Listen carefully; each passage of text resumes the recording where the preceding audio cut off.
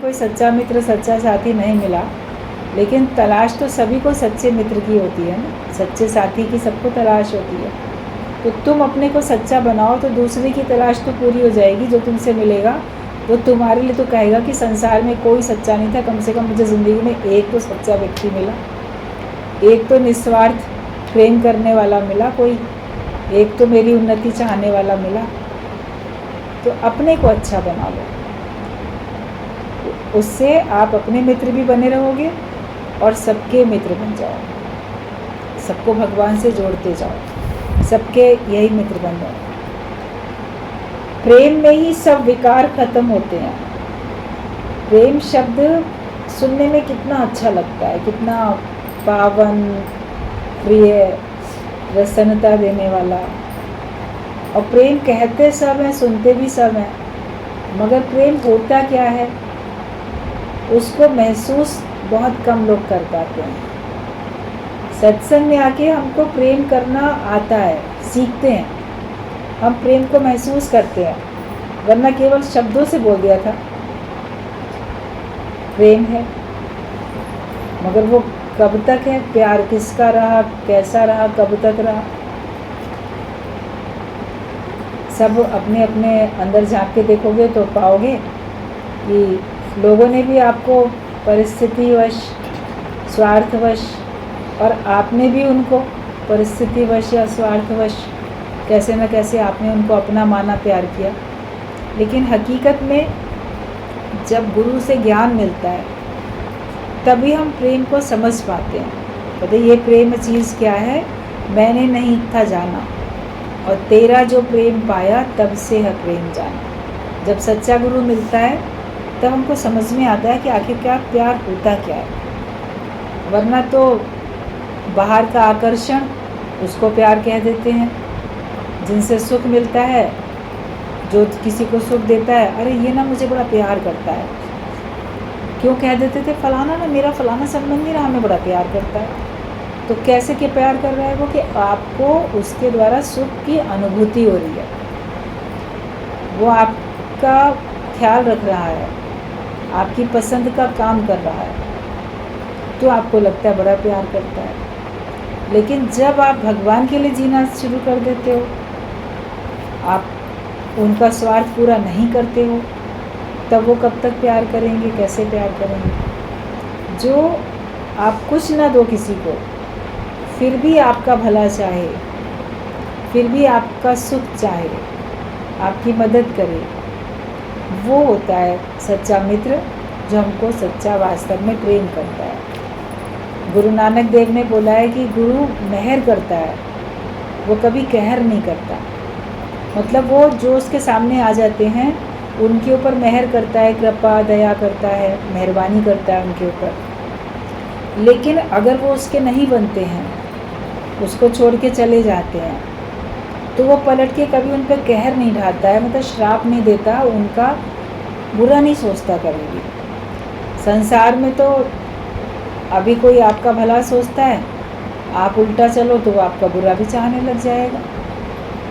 लेकिन आप गुरु के बनो या ना बनो, गुरु को छोड़ के आप किसी और के बन जाओ, माया के बन गए, माया वालों के बन गए, या किसी और सत्संग में जाने लगे, किसी और को अपना गुरु मान लिया। अगर ब्रह्मज्ञानी गुरु आपको पहले मिला हुआ है तो वो आपकी उन्नति देखेगा। अगर वो आपको मान लो टोक रहा है, बोल रहा है, तो इसलिए नहीं कि उसका कुछ घट गया, आप कहीं और चले गए तो उसका कुछ घट गया, क्योंकि वो तो आपसे 1 रुपया भी नहीं लेता, तो इसलिए उसका कुछ नुकसान नहीं है। लेकिन वो देखता है कि हाँ वहाँ जाने से ये भटक जाएगा, इसलिए टोकता है। और अगर वो देखता है कि कोई बात नहीं, जहाँ जिसकी अमानत है उधर से भी उसको ज्ञान मिल ही रहा है, जो मिल रहा है वो वहीं से सीखेगा, तो उसको उधर कोई कहीं भी जाता है तो उसको अंदर से ख़राब नहीं लगता। मतलब ठीक बात है, जिसकी जहाँ पे जैसी रुचि है, जिसको जो पास में पड़ा या जिसको जो पसंद आया, या जिसको जहाँ से अमानत भगवान ने जिसकी आगे तय की हुई है, वो वहीं जाता है। मगर वो अंदर से किसी को बद्दुआ नहीं देगा। सच्चा गुरु कभी कहर नहीं करेगा। अपने मन में हमेशा ये देखना कि मैं हर हाल में सबका भला ही सोचूं। सबको दुआएं दें, कभी किसी को बद्दुआएं ना दें। कोई आपका बने या ना बने, कोई आपको सुख दे या ना दे, कोई आपका नुकसान कर दे, तो भी आपके दिल से उसके लिए बुरा नहीं निकलना चाहिए। इतना मन स्वच्छ हो जाए, निर्मल हो जाए, निर्विकारी हो जाए, आपका जीवन निस्वार्थ हो जाए। जब आपका जीवन निस्वार्थ होगा तभी आप किसी को बद्दुआएं नहीं दोगे, क्योंकि आपको चाहिए ही नहीं किसी से। आपका स्वार्थ पूरा नहीं होएगा तो आप खुश हो, बुरा भी बोलो। जो भी सच्चे गुरु होते हैं या जो वास्तव में आपके वेलविशर होते हैं, शुभ चिंतक होते हैं, वो आपके लिए अंदर में संकल्प करते हैं, आपके लिए अंदर में प्रार्थना करते हैं। उनके संकल्प, उनकी प्रार्थनाएं भी आपके जीवन में एक पॉजिटिव चेंज लाती हैं। कोई बाहर से मिलता हुआ नहीं दिखेगा, आता हुआ नहीं दिखेगा आपके पास।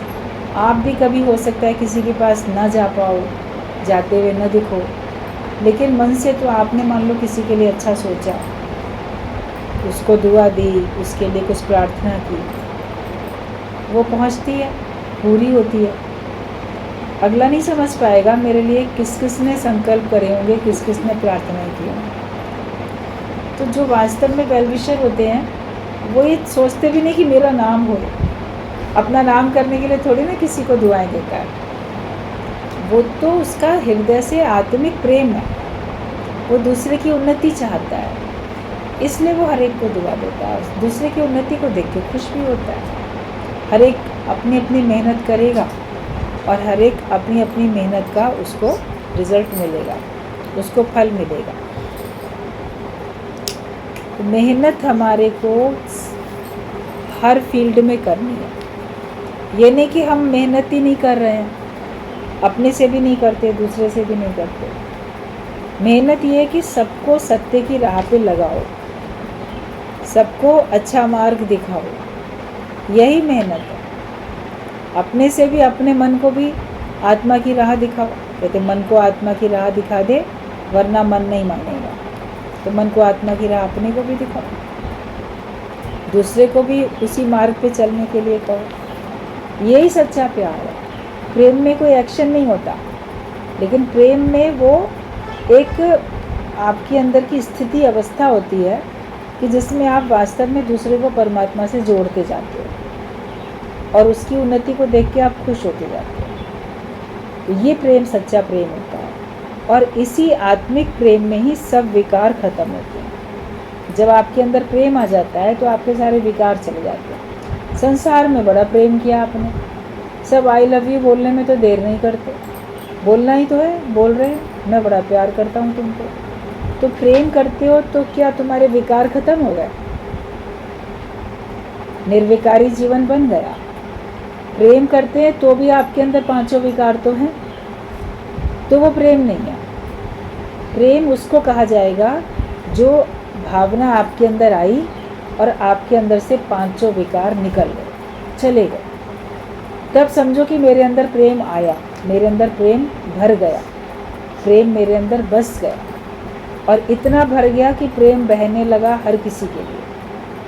वो इतना भर गया कि अब सबके लिए बह रहा है। अपने आप को जांचते रहो। किसी भी विकार के अधीन अगर होते हो तो समझो आपके अंदर प्रेम नहीं है। और प्रेमी बनो, ज्ञानी नहीं बनो, प्रेमी बनो। तो प्रेमी बनने का मतलब है निर्विकारी बनो, और सबके लिए आत्मीयता की, अपनत्व की भावना रखो। सब मेरा अपना आता, सबसे कर लो प्यार, जगत में कोई नहीं है पराया। इसमें आपके मन में बड़ी शांति रहेगी। और जहाँ प्रेम में कमी होती है, कुछ स्वार्थ है, तो आप देखो आप ही की तो शांति खत्म हो जाती है। तो प्रेम वो चीज़ है कि प्रेम में सब विकार खत्म होते हैं। प्रेम में ही निर्भयता आती है। जो सच्चा प्रेम होता है उसमें निर्भयता आ जाती है। जगत के प्रेम में तो थोड़े समय के लिए आप बगावत कर लो कि प्यार किया तो डरना क्या? हम नहीं डरते। जो आपकी मर्ज़ी है वो पूरी होने में कोई विघ्न डाल रहा है तो हम तो नहीं डरते। लेकिन उसके बाद तो सारी ज़िंदगी डर में बीतती है। जिसका मैंने साथ लिया, जिसका मैंने हाथ पकड़ा, वो मुझे छोड़ ना दे, मेरे साथ कहीं किसी और धोखे में ना मैं चला जाऊं। बहुत कुछ डर अंदर में समा जाता है। लेकिन सच्चा प्रेम होता है वो आपको निर्भयता प्रदान करता है, निर्भयता कि मेरा कुछ अब बिगड़ने वाला नहीं है। जिसका साथी है भगवान, उसको क्या करेगा आंधी और तूफान। ये निर्भयता आती है कि हमने भगवान को अपना साथी बना लिया, तो अब परिस्थितियाँ मेरा कुछ नहीं बिगाड़ सकती हैं। सच्चा साथी मेरे साथ है, फिर मुझे डर किस बात का, मुझे भय किस बात का। जो मन डरता रहता है, आशंकित होता रहता है, ये नुकसान ना हो जाए, वो नुकसान ना हो जाए, तो ये भय निकल जाता है। किसी प्रकार की भी हानि आपके अंदर में उसके भय विचार उसके आते नहीं हैं। तो प्रेम में निर्भयता आती है, आपको शक्ति मिलती है, आप निर्भयता से इस मार्ग में आगे बढ़ जाते हो। किसी भय के कारण से सत्य का मार्ग छोड़ नहीं देते। ऐसी निर्भयता आपके अंदर में आ जाती है। तो ये अपने अंदर देखो, क्या अभी भी मन किसी बात को लेकर डरता है? कोई बदनामी ना हो, पैसे की कमी ना हो, किसी की मृत्यु ना हो, बीमारी ना हो, गरीबी ना हो, कितनी बातों में मन डरता रहता है। डर लगा रहता है ना कितनी कितनी बातों में।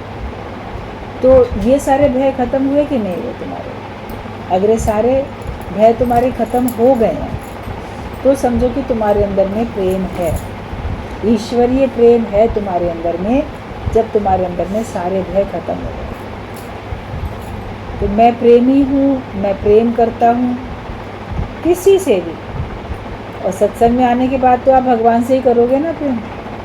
माया से तो बहुत करके आए, बहुत प्यार करते हो माया से तुम, मगर याद रखना ये जीवन है कम, ये जीवन कम है। इसलिए माया की प्रीत छोड़ के प्रभु से प्रीत अपनी जोड़ लो, योग अपना लगा लो। तो अगर आपने ईश्वर का प्रेम धारण कर लिया और सबको आप भगवान समझ के प्रेम करते हो, तो ये दो बातें आपके अंदर में, दो लक्षण आ जाएंगे। एक तो आपका जीवन निर्विकारी हो जाएगा, कोई विकार आपके ऊपर हावी नहीं हो सकता।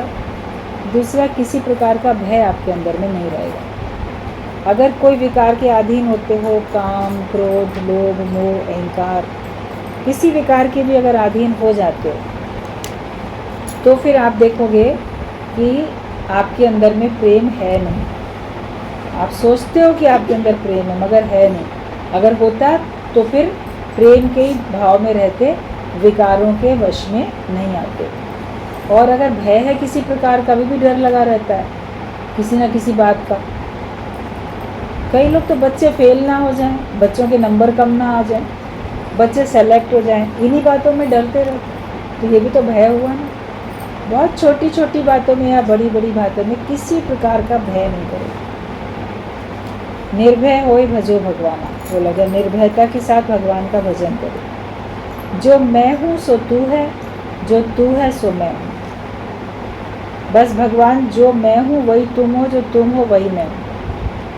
तुझ में और मुझ में कोई अंतर नहीं, तत्व से तुझ में और मुझ में कोई अंतर नहीं, एक ही हूँ, तुम ही मैं बना हूँ। एक प्रसंग आता है कि भगवान कृष्ण थे और अर्जुन थे, दोनों सखा भी थे, मित्र थे दोनों। ऐसे एक दिन दोनों में आपस में बातचीत हुई कि चलो उपवन में, बगीचे में गए हैं, खेल खेलते हैं। पहले तुम छुपो, हम तुम्हें ढूंढेंगे, फिर हम छुपेंगे, तुम हमको ढूंढोगे। तो भगवान ने कहा ठीक बात है, अर्जुन ने भी कहा कि ठीक है। तो कहा कि ठीक, पहले कोई छुप जाए। भगवान छिपे, तो भगवान छिप गए। तो अर्जुन ने बहुत मुश्किल से ऐसे करके भगवान को ढूंढ लिया, कहाँ छिपे हो। जीत गया अर्जुन, खोज लिया मैंने तुमको। फिर कहा कि अब अर्जुन तुम छिप जाओ, अब भगवान ढूंढेंगे। अर्जुन ने कहा मैं छिपता हूँ, अब आप मुझे ढूंढना। तो वो बच्चे खेलते हैं ना, जैसे आंखें बंद कर लो, हम कहीं छिप रहे हैं। तो अर्जुन किसी जगह जाके छिप गया, बहुत देर हो गई, भगवान उसको ढूंढ ही ना पाए। अब कितनी देर तक छुपा रहेगा? तो आखिरकार खुद ही निकल के आया बाहर जहाँ छिपा हुआ था। कहता है कि आप तो मुझे ढूंढ ही नहीं पाए, आप तो हार गए, फिर आप मेरे को ढूंढ नहीं पाए। तो भगवान ने कहा मैं तुमको कैसे ढूंढता, क्योंकि तुम मेरे से अलग हो ही नहीं, मेरे ही तो रूप हो, अपने आप को मैं कहाँ ढूंढने के लिए जाऊँगा। तो भगवान तो आराम से पेड़ के नीचे बैठ गए थे, बैठे थे। बोले मेरे से जुदा कोई हो तो मैं उसको ढूंढूं।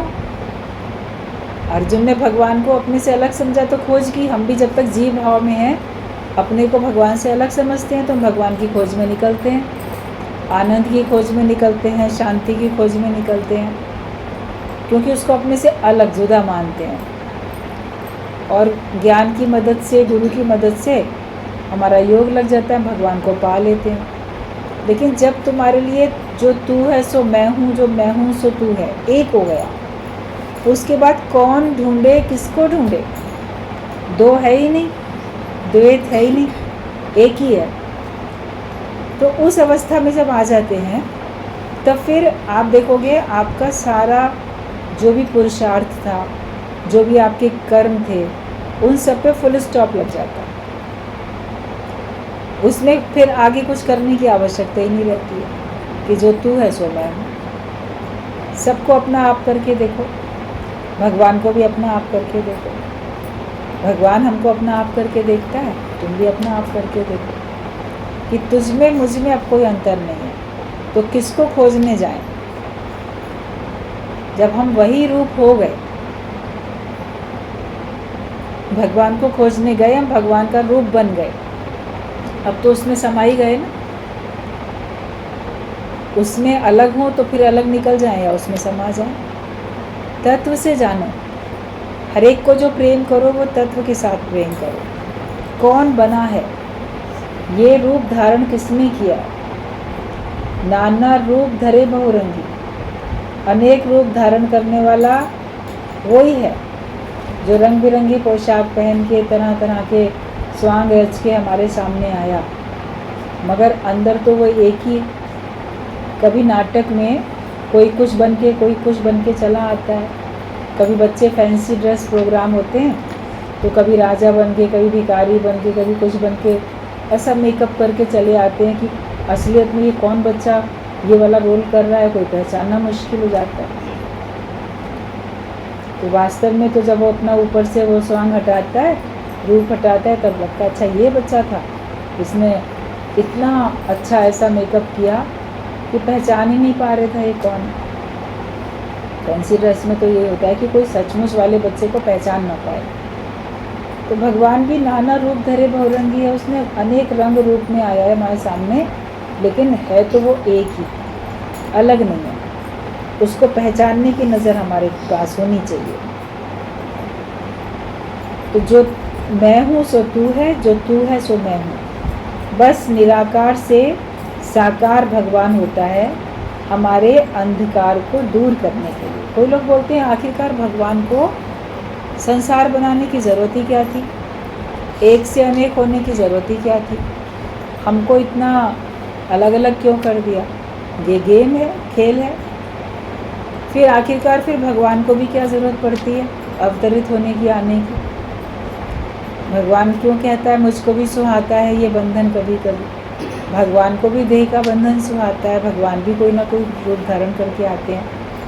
भगवान का तो कोई कर्म का फल थोड़ी है जिसको भोगने के लिए वो आएंगे। जीव कर्म करता है, वो अपने कर्मों के फल भोगने के लिए दुनिया में आता है। लेकिन भगवान क्यों आते हैं?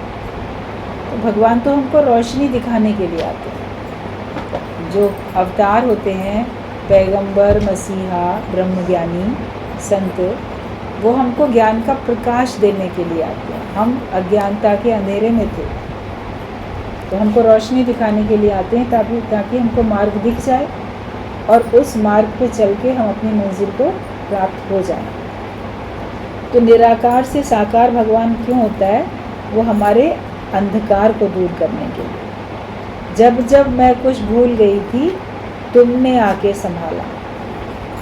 जब आप भूल जाते हो भगवान को, ज्ञान को भूल जाते हो, तब भगवान गुरु के रूप में, संत के रूप में आके हमको गिरने से बचा लेता है, हमको संभाल लेता है, भटकने से बचा लेता है। गुरु ही हमें सर्व से एक सा प्यार करना सिखाता है, और किसी ने भी एक सा प्यार करना नहीं सिखाया होगा। आजकल के ज़माने में परिवार में भी लोग अपने बच्चों को एक सा प्यार करना नहीं सिखाते, भेदभाव वाला प्यार सिखाते हैं। जो गरीब बच्चे हैं उनसे कम दोस्ती रखना, जो अमीर हैं उनसे अधिक रखना, जिसका फादर बड़ी पोस्ट पे है, जिससे हमको फ़ायदा पड़ेगा उससे मित्रता करो, जिससे कोई फ़ायदा नहीं पड़ेगा उससे नहीं करो। ये सारी बातें तो घर से भी बच्चा सीखता है, अपने बड़ों को देखता भी है और बच्चों को वो लोग सिखाते भी हैं। तो शुरुआत तो देखो, शुरू से ही उनको गलत शिक्षा मिल रही है। सबसे एक सा प्यार करना उनको आता ही नहीं, सबको एक समान समझते ही नहीं। स्कूल में यूनिफॉर्म भले एक सी होती है सारे बच्चों की, एक ही यूनिफॉर्म एक सी पहन के जाएंगे, सेम कलर का स्कर्ट ब्लाउज़ या पैंट शर्ट जो भी ड्रेस उनकी होती है वो बाहर से एक से होंगे, लेकिन उसके बावजूद भी आप देखो दोस्ती करने में कई स्वार्थ के कारण से करते हैं। कोई बहुत पढ़ने में अच्छा बच्चा है तो उसकी दोस्ती करेंगे ताकि इससे मेरे को हेल्प मिलती रहे, या किसी और कारण से, या जिसकी जैसी रुचि होती है वो अपनी रुचि के हिसाब से वैसे मित्र ढूंढ लेता है। तो तरह तरह से वो अलग अलग तरह से वो किसी को कम किसी को अधिक प्रेम करता है, बचपन से ही सीखता है। मगर गुरु के पास आके हम सबको एक सा प्यार करना सीख जाते हैं, फिर हमारी नज़र में कोई भेदभाव नहीं रह जाता, कोई अमीर गरीब नहीं रहता, कोई विद्वान, कोई अवगुण से भरा, कोई गुणों से भरा हुआ, कोई मूर्ख है, कोई कैसा है, ये सब नहीं रहता। एक दृष्टि होती है कि सभी तो गुरु के भक्त हैं, सभी तो भगवान के भक्त हैं, मैं किसको कम समझूं, सभी तो भगवान का रूप है। और अगर हम भेदभाव रखते हैं तो हमको जन्म मरण के चक्कर में आना पड़ता है। सत्संगी होके, ज्ञानवान होके, गुरुवान होके, फिर अगर आप भेदभाव रखते हो तो आपको जन्म मरण का चक्कर है, ये याद रखना। और सत्संग में आने वाले जितने भी हैं उनको आपस में सबको एक भाव से देखो, क्योंकि सब एक गुरु की तो संतान है। तुम किसी को प्रेम नहीं कर पाते हो, गुरु तो प्रेम कर रहा है ना उसको, वो भी तो आके ज्ञान सुन रहा है, गुरु उसके साथ भी तो मेहनत कर रहे हैं। तो हमें सबको अपना ही परिवार का समझ के सबको एक भाव से प्रेम करना चाहिए। तो सबसे सेम व्यवहार करना या सेम प्यार करना, अंदर की भावना है ना प्रेम, तो वो फिर गुरु सिखाता है। बाहर से जब तक आप पूर्ण ब्रह्म ज्ञानी नहीं बने हो, जब तक आप अभी किसी न किसी कर्म के बंधन में हो, अभी कर्तापने में हो, तो फिर बाहर से आपकी थोड़ा सा व्यवहार में अंतर दिख सकता है कि समदृष्टि हो सकती है, समवर्तन नहीं हो पाता। लेकिन जब आप कर्मों से ऊंचे उठ जाते हो, व्यवहार से ऊपर उठ गए, तो आपका समवर्तन भी हो जाता है।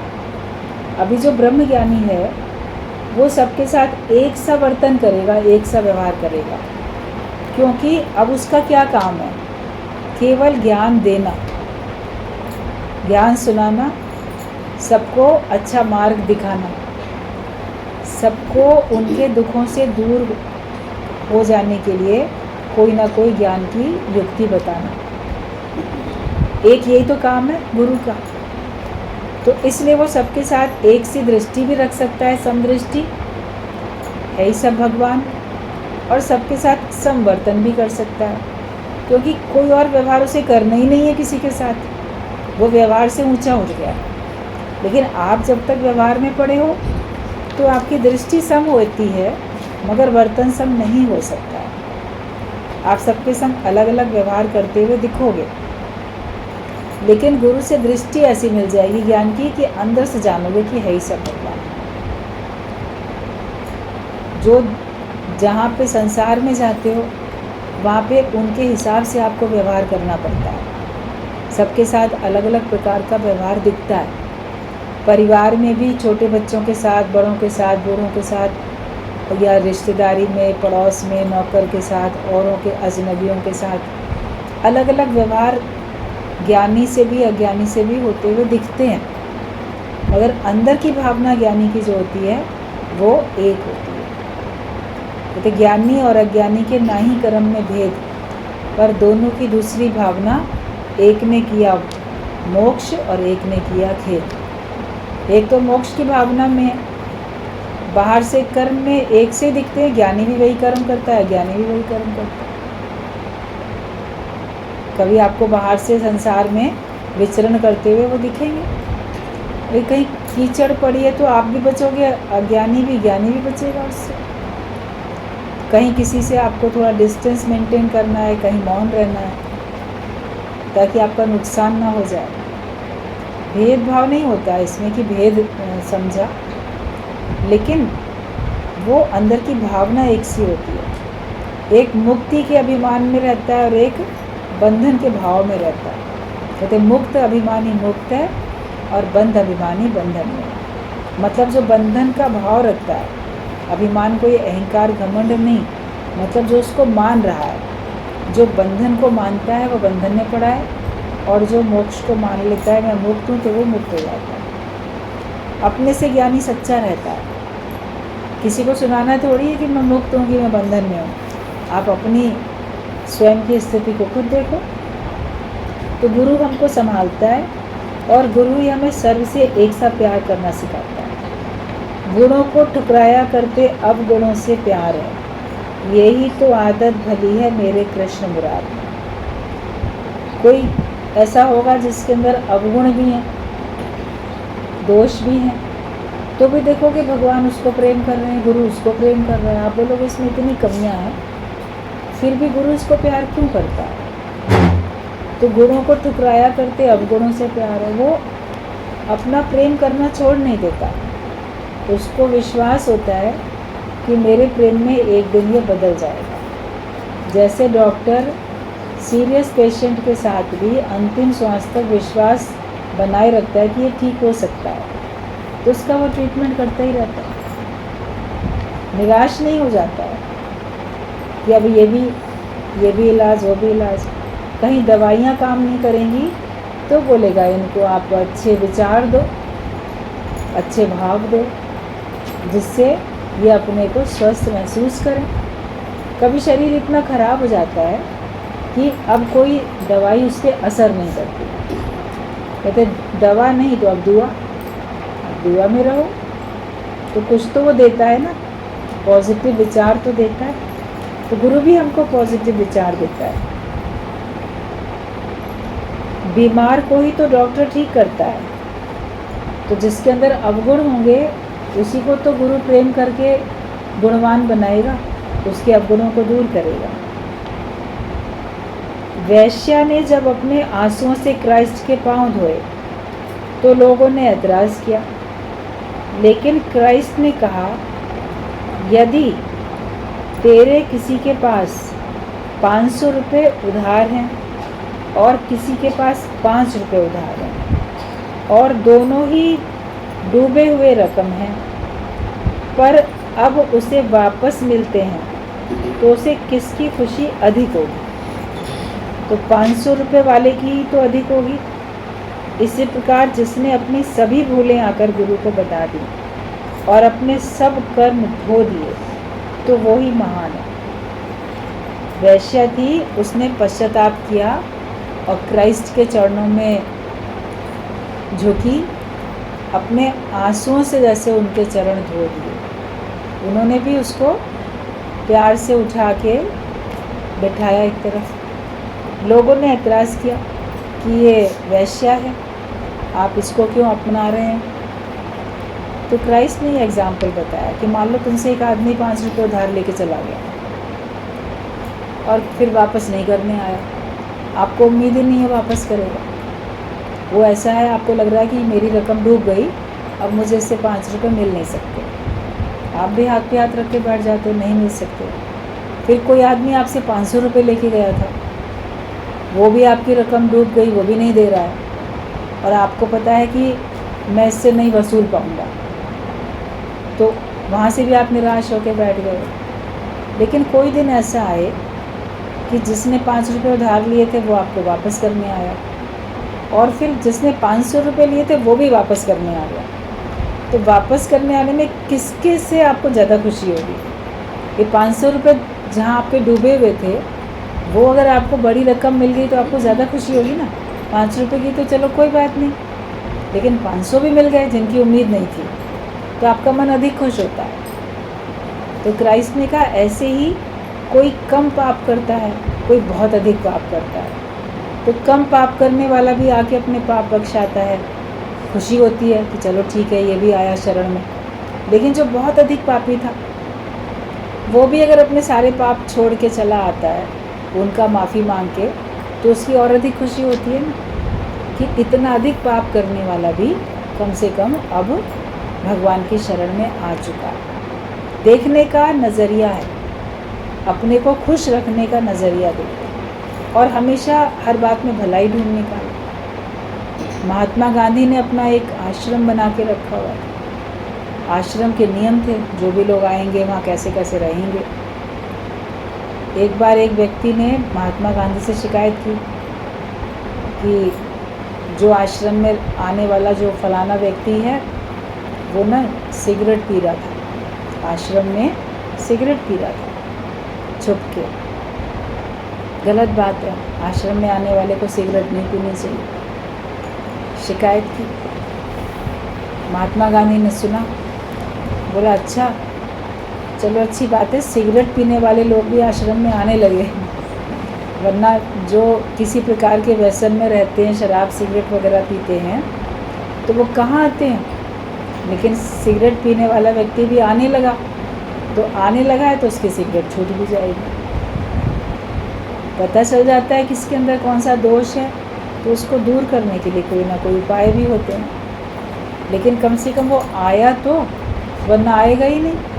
संत की शरण में, गुरु की शरण में, मंदिर में, भगवान के वास्तव में हृदय से कोई ज्ञान पाना चाहे, ज्ञानवान होना चाहे, तो वो खुद ही अपने विकारों के अधीन है, वो खुद ही उनको छोड़ना चाहता है, उससे छूट पा नहीं रहे हैं। मगर आते आते तो छूटते हैं। आप लोग भी तो कहते हो पहले से ना विकार कम हो गए, अब पहले जितनी इच्छाएं थी संसारिक अब नहीं रहीं, पहले जितना क्रोध था अब नहीं रहा, अब मोह कम हो गया, अब लोभ कम हुआ, अब अहंकार नहीं करते, पहले से बहुत कम हो गया है। आप अपनी चेकिंग करते हो तो आप लोग अपना ये रिज़ल्ट बताते हो, और कम होते होते वो समाप्त भी हो जाता है। तो सत्संग में लगातार आते रहने से तो आपके विकार खत्म हुए, आपका अज्ञान तभी तो समाप्त हुआ। तो भगवान तो आप कैसे भी हो, अगर आप शरण में आओगे तो खुश होगा। तो जो अपने सब कर्म गुरु को बता देता है और ज्ञान से अपने सारे कर्म धो देता है, तो वही महान है। लेकिन बस आगे से फिर कभी भूल नहीं होए, ये विचार रखो हमेशा कि अब आइंदा से मेरे से गलती होनी नहीं चाहिए। अभी तक तो जो गलती हो गई सो हो गई, आगे से गलती नहीं होनी चाहिए। कभी भी गुरु को मनुष्य करके न देखें, गुरु को मानुष जानते, जन्म जन्म हो स्वान। जिसको आप मन से मानते हो ये गुरु है, और उसके कर्म भी आपको गुरु जैसे पता चलते हैं, उसके ज्ञान से आपका जीवन बन रहा है, आपने अपना विवेक का इस्तेमाल किया, या आपने जांचा परखा, या आपने वैसे ही समझा, तो जो संत है, जो गुरु है, तो उसको भगवान का रूप जानो, उसको फिर साधारण करके नहीं देखो।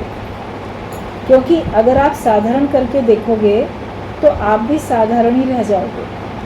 अगर आप उसको विशेष करके देखोगे, उसकी कोई विशेषता है, उसके अंदर इतना ज्ञान भरा है, और उसके ज्ञान से आपका जीवन संवर रहा है, तो ये विशेषता है उसकी। तो जब उसकी विशेषता आप देखोगे तो वो गुण आपके अंदर आएगा ना। आप साधारण करके देखोगे, आप साधारण रह जाओगे, विशेष करके देखोगे आप भी विशेष बनोगे। तो आप जब गुरु को ही अगर मनुष्य करके देखोगे तो सबको भगवान कैसे देख पाओगे। गुरु ने तो कहा मान ना मान तू है भगवान, वो तो हमको भी भगवान करके देखता है, तो हम उसको पलट के भगवान करके क्यों नहीं देख पाते? गुरु की तत्व पे दृष्टि आपकी तत्व पे क्यों नहीं रहती है? तो कहा कि गुरु को मानुष जानते जन्म जन्म हो स्वान। अगर गुरु को इंसान करके देखोगे तो जन्म जन्म आपको स्वान बनना पड़ेगा, मतलब कुत्ता बनना पड़ेगा। स्वान माने कुत्ता। क्यों कुत्ता बोला गया? भी कुत्ता द्वैत देखता है, तो आप भी दूसरा देख रहे हो ना, भगवान नहीं देख रहे, आप इंसान देख रहे हो। कुत्ते को आप आईने के सामने खड़ा करो तो वो दूसरा कुत्ता समझेगा सामने कोई और है, उसको भौंकेगा, ये नहीं देखेगा ये मैं हूँ। इंसान सामने खड़ा होता है आईने के तो वो देखता है मैं हूँ, कुत्ता समझता है ये दूसरा है। तो आप भगवान के अतिरिक्त दूसरा देख रहे हो ना, यही तो स्वान वाली दृष्टि हो गई आपकी। तो मनुष्य करके नहीं देखो, उसको भगवान करके देखो, तो तुम भी भगवान बनने में आओगे, वरना तुम कभी भी जीव भाव से उनसे उठ नहीं पाओगे। गुरु ब्रह्मा गुरु विष्णु गुरु देवो महेश्वर। नारद को भगवान ने कहा कि गुरु मानने के बाद संशय न रखना। ये दृष्टांत कई बार सुना है आप सब लोगों ने। नारद हर समय नारायण नारायण करते थे, भगवान के पास उठना बैठना था, तो भी भगवान ने उसको गुरु का महत्व बताने के लिए उसको कहा कि तुम गुरुवान नहीं हो, तुम जहाँ धरती पे जहाँ बैठे हो ये धरती को भी अपवित्र कर देते हो। तो लक्ष्मी से कहा, जब नारद उठ के जाने लगा, कि लक्ष्मी इस धरती पे थोड़ी अंगारे आग डाल दो, धरती अपवित्र हो गई है। नारद बड़ा हैरान हुआ, बोला मेरे बैठने से धरती अपवित्र कैसे हो गई? मैं तो आपका भक्त हूँ। बोले भक्त तो हो, लेकिन तुम गुरुवान नहीं हो, निगुरे हो। जो निगुरा व्यक्ति होता है वो अपवित्र होता है, और जहाँ बैठता है तो वहाँ पे अपवित्रता ही फैलाता है। इसलिए तुम गुरुवान हो के आओ, पहले किसी को गुरु बनाओ। तो नारद ने कहा गुरु बनाने की क्या आवश्यकता, गुरु हमको भगवान से मिलाएगा, और मुझे तो आप पहले से ही मिले हुए हो, भगवान को मैं पहले ही प्राप्त कर चुका हूँ, तो अब मुझे गुरु धारण करने की क्या आवश्यकता है? भगवान ने कहा नहीं, फिर भी गुरु की आवश्यकता होती है। बोले अब किसको गुरु बनाएं? आप ही बता दीजिए भगवान, जिसको आप कहोगे मैं उसी को गुरु बना लूँगा। भगवान ने कहा कल सवेरे जब उठ के अपने घर से बाहर निकल के आओगे, जो पहला व्यक्ति दिखे तुम उसी को गुरु मान लेना, किसी को भी मान लो, जो पहला व्यक्ति दिखे उसी को गुरु मान लेना। मतलब ठीक बात है। अब सवेरे सवेरे निकल के जाने लगा तो देखा एक भिश्ती था, एक ऐसा आदमी था जो पानी लेके नालियाँ धोते हुए जा रहा था। नाली में पानी डाल के झाड़ू से नालियों को धोता हुआ सवेरे सवेरे निकल रहा था।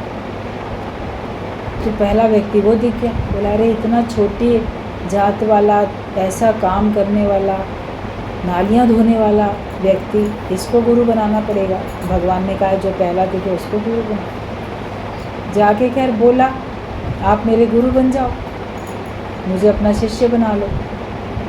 व्यक्ति बड़ा खुश हो गया, बोला हाँ हाँ बिल्कुल बन जाओ हमारे शिष्य, हम गुरु बन गए आज से तुम्हारे।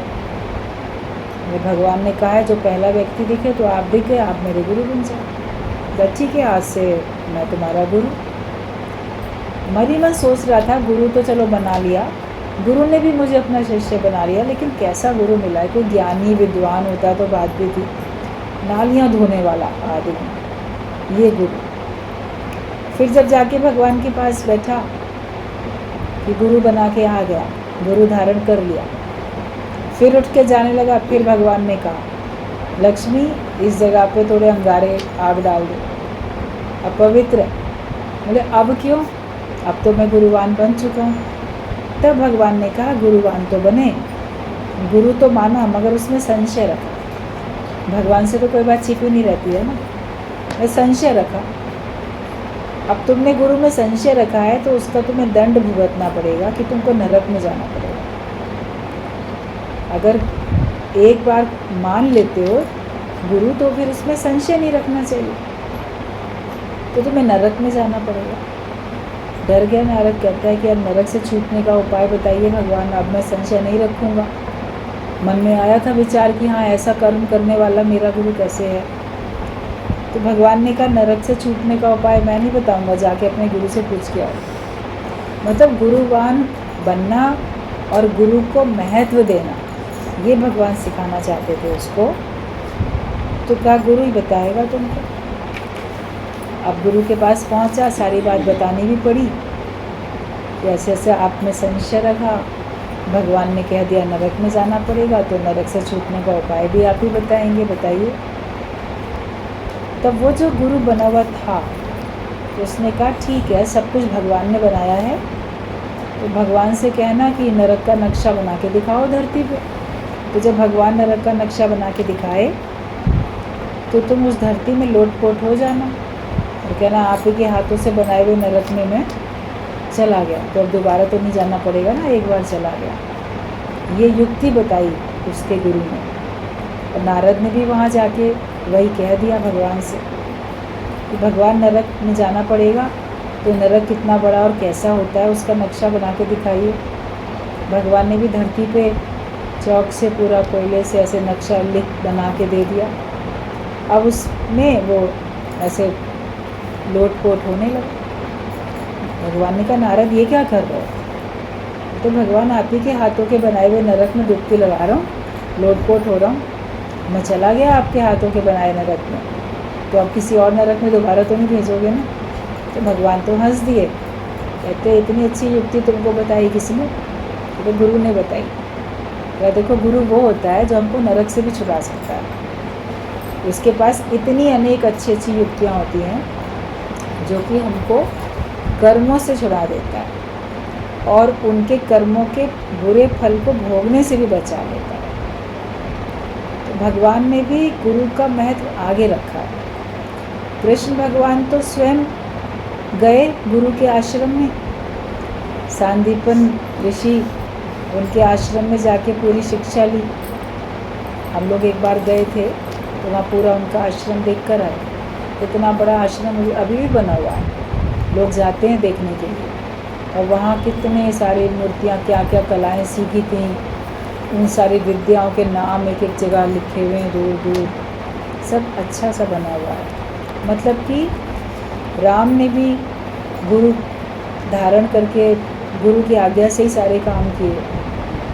आप देखो रामायण पढ़ो, दशरथ ने भी, राम ने भी, सब ने कोई भी काम करना हुआ पहले गुरु से पूछ के तब किया।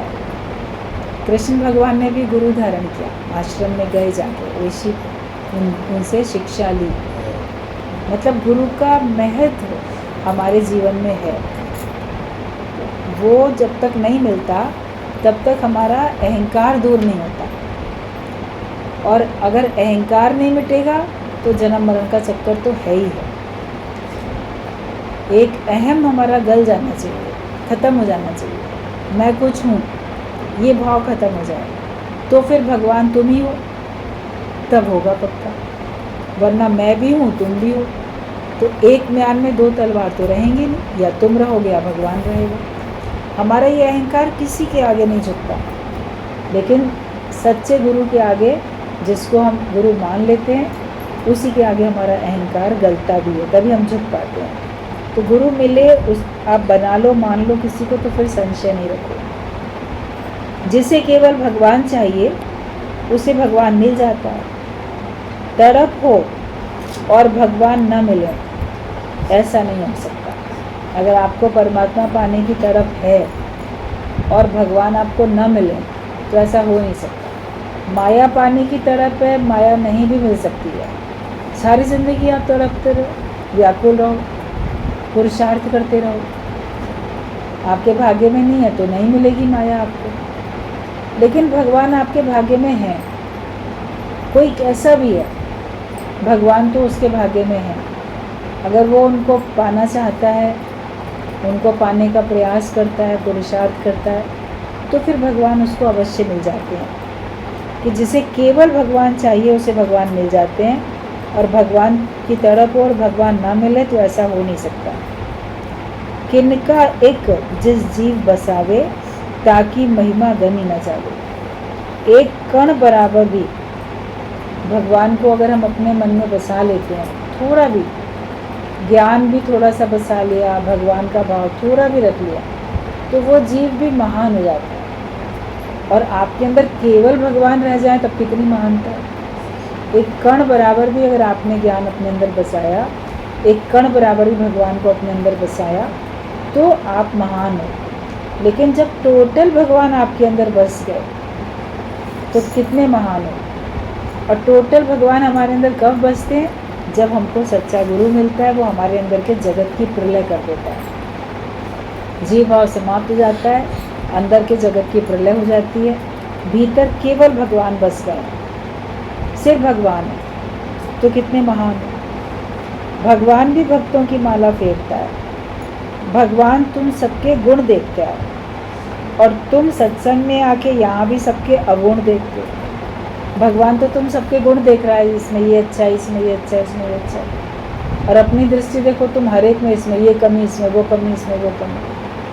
कमियाँ सब में होती हैं, अच्छाई बुराई सब में होती है, लेकिन हमको किसी के गुण देखने हैं, गुण ग्राहक दृष्टि बनानी है। दूसरे के अंदर जो अच्छाई है उस अच्छाई को ग्रहण कर लेना है, उसकी बुराई को छोड़ दो।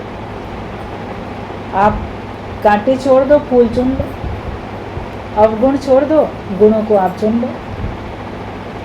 तुम अवगुण देखते हो, पर हम तो देखते हैं कि कैसे ये सारी माया छोड़ के इधर आए हैं। गुरु तो ये देखता है कि कोई कैसा भी है, लेकिन अपने समय को निकाल के, अपने को फ्री करके सत्संग में आके बैठा तो है।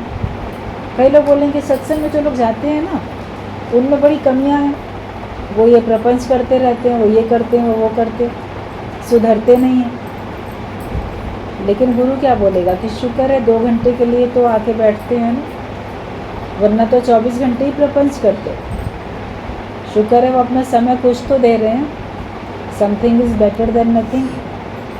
और आते आते उनके विकार दूर होंगे ही, अवगुण उनके जाएंगे ही, वरना कुछ तो उनको फ़ायदा हो ही रहा है। जो बिल्कुल भी नहीं आते हैं सत्संग में, उनसे तो वो बेहतर हैं, कम से कम आते तो हैं। तो गुरु तो ये देखता है कि कैसे ये सारी माया छोड़ के इधर आए हैं, वरना काम तो सबके घरों में बहुत है, माया तो सबके पास है, सुख सबको चाहिए, तो भी तो वो लोग यहाँ आके बैठते हैं। तो कितना प्रेम है गुरु का हमसे, जो वो ऐसे हमारे लिए सोचता है। तुम अपनी नज़रें नहीं बदलोगे तो तुम्हें सुख भी नहीं मिलेगा। दृष्टि अपनी संवार लो। तुम हर एक में एक आत्मा ही देखो, सब रूप भगवान के ही हैं। निराकार रूप तेरा, साकार सृष्टि भी सारी तेरी। सुदामा को उसकी पत्नी ने कहा कृष्ण के पास जाओ, तो कृष्ण ने ऐसे गरीब को भी तो प्यार किया।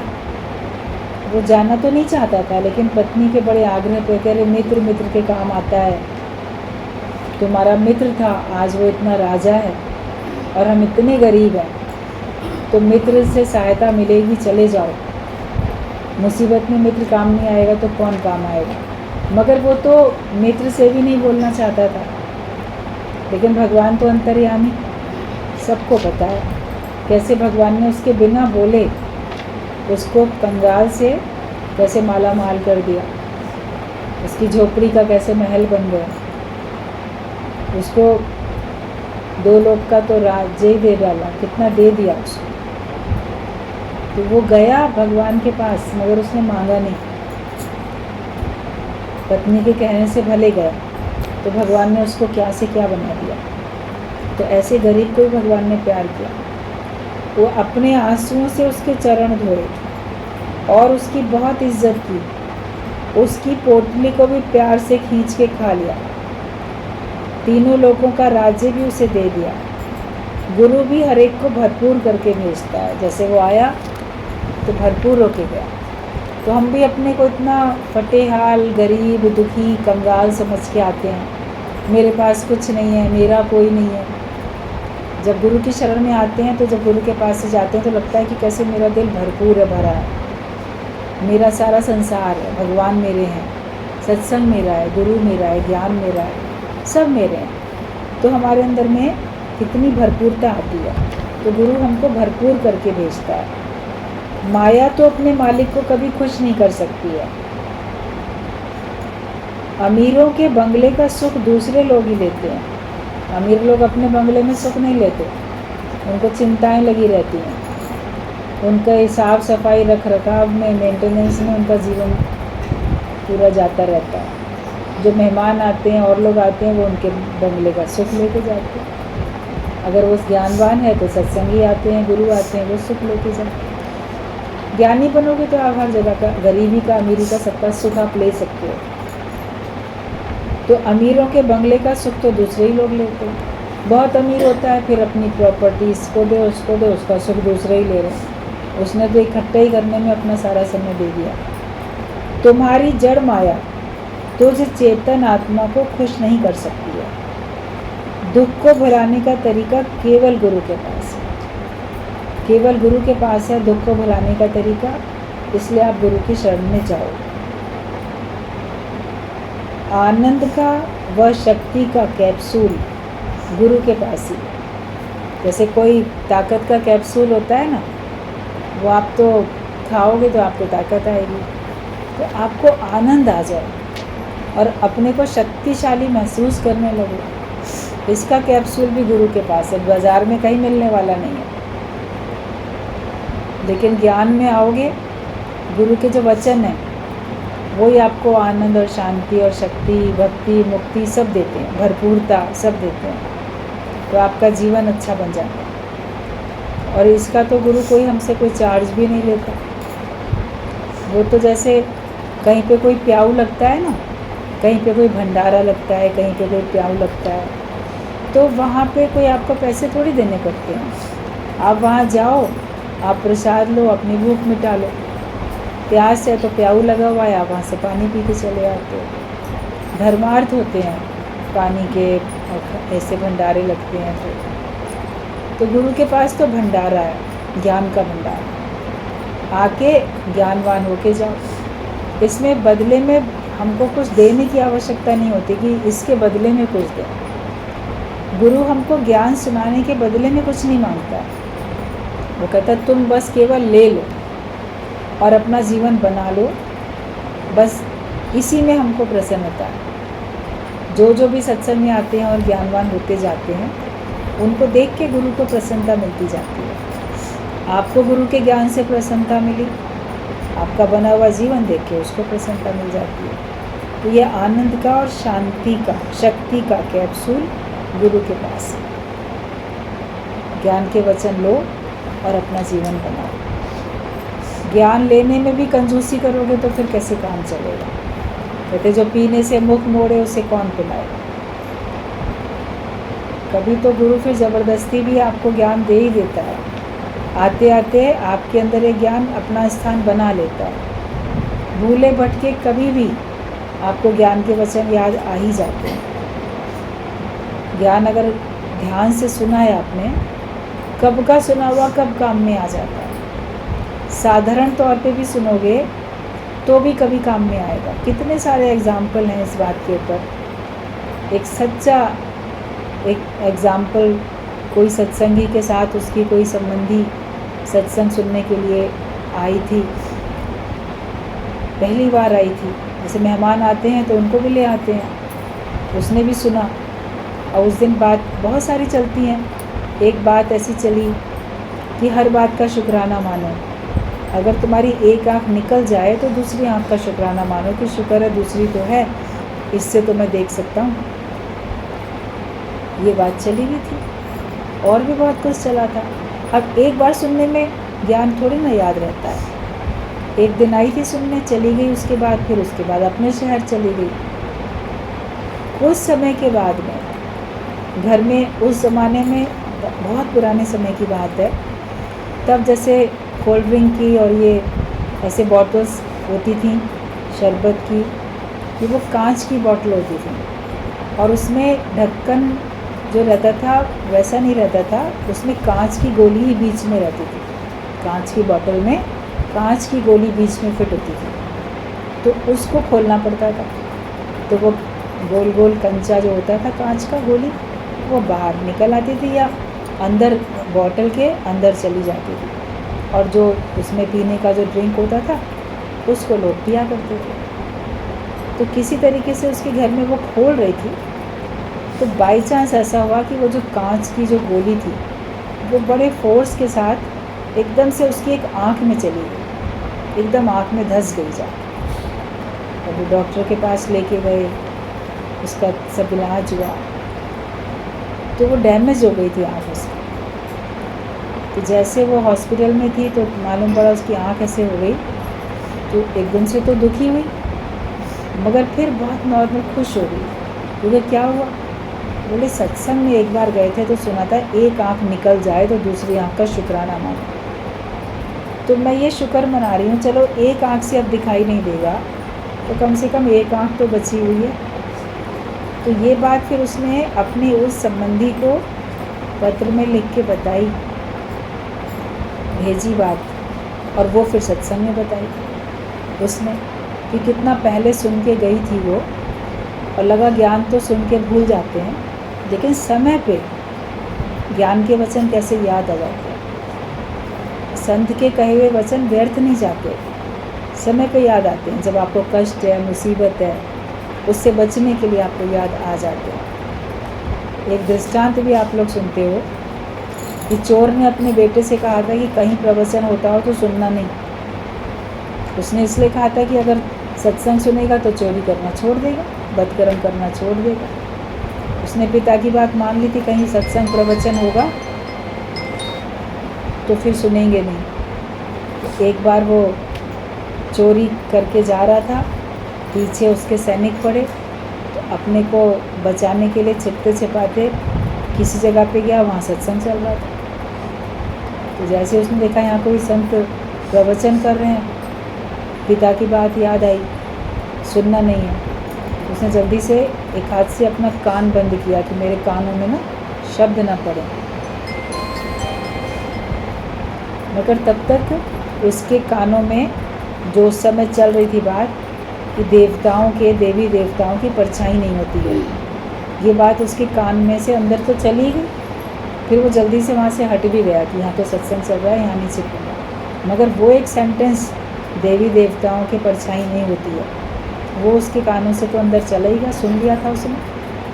फिर आगे चल के राजा ने जब ऐलान किया कि आखिरकार कौन ऐसा शातिर चोर है पकड़ा नहीं जाता है, तरीका अपनाओ, तो एक ऐसे थी वेश बदल के उनके राज्य में सबका असलियत उगलवाने वाली एक महिला दूती।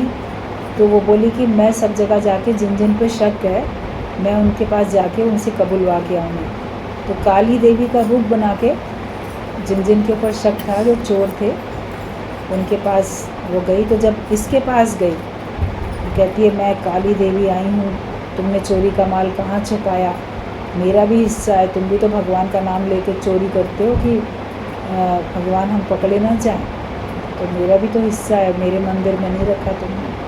ऐसे डराने लगी। रात में उसके घर में पहुंच गई किसी तरह। तो पहले तो एकदम से वो डरा कि सचमुच में मेरे कमरे में काली देवी आ गई है, मगर तभी उसने देखा कि वो जो महिला खड़ी है देवी का रूप बनाए, उसकी तो परछाई है, परछाई दिखाई दे रही है। तो उसको संत की कही हुई बात याद आ गई कि देवी देवताओं की परछाई नहीं होती है। तो वो समझ गया कि ये तो कोई वेश बना के आई है। तो वो डरा थोड़ी, फिर बोला अरे मैंने कोई चोरी नहीं की, क्यों मेरे पास ऐसे झूठ बोलने के लिए आई हो, मैंने तो कोई चोरी नहीं की और तुम कोई देवी नहीं हो, निकलो यहाँ से, बाहर जाओ। पकड़ के उसको बाहर निकाल दिया। और उसने भी जाके राजा से कह दिया जिन जिन पे शक था मैं सबको पूछ के आई, लेकिन इनमें से शायद कोई चोर नहीं है, कोई कहीं बाहर से आया होगा। लड़के का तो दिमाग चल गया कि एक वचन सुना वो आज काम आ गया।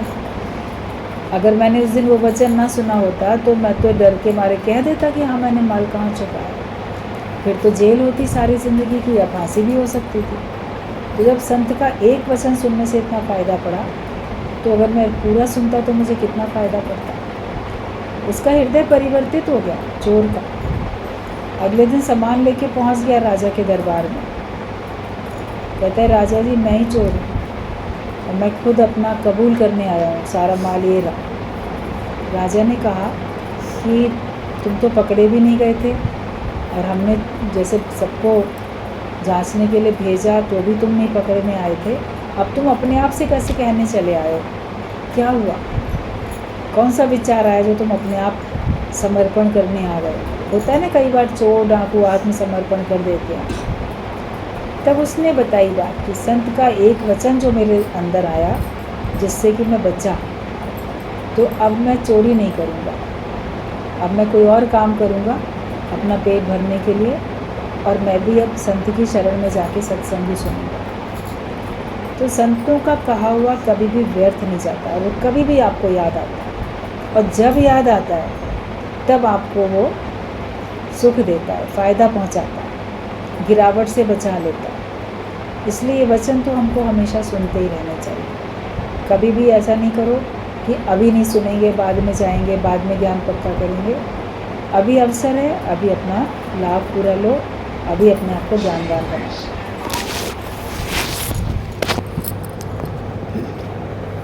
ये सब युक्तियाँ गुरु से